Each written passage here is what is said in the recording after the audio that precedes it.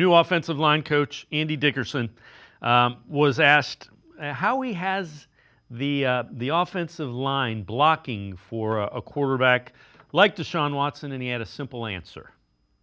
A runaround quarterback. I gotta see if I. Okay, yeah. You block the guy until they throw the ball. Like that's the intent, right? Okay. We have our calls. We have the protection. And again, if there's some movement or pocket movement or whatever it is, then you have to stay connected and you have to strain. Like you have the ugly strain is what we like to talk about. It's that finish, that effort that O linemen are inherently built with. But again, those plays that may take a little more time have a potential to be explosive. So when you have a dynamic quarterback and athlete such as Deshaun, you're going to block and strain. So that's another great thing about being in sometimes when the weather's a little hot or something, just to continue to press yourself to work and strain. You're coaching O-line, hey, you got a 3 technique. Okay, well, what's he going to do after that? Well, you got to set the guy, you got to block the guy, and you got to stay connected till the ball's gone. That's our challenge.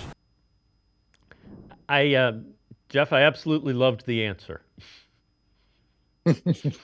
Well, I mean, this is the toughest spot because you got to keep in mind two of his most important pieces on offensive line, Jedrick Wills, Jack Conklin, are not doing much of anything at this point.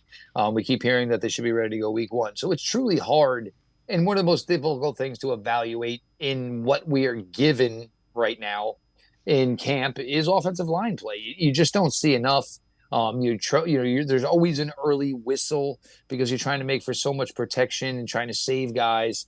But you kind of see what Andy Dickerson's all about. And I think the thing I kind of like is Bill Callahan was just kind of so buttoned down because he knew he was good. He knew his theory worked.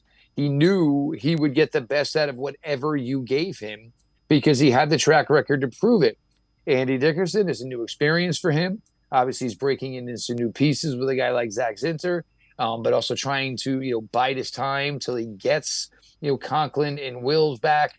So this is the tough part because we don't it's going to be really difficult to evaluate something that we can't see a lot of, and that's kind of the case in the way it works here with offensive line play. As far as training camp, and then once we get to games, it's going to be a question of who's actually playing in them.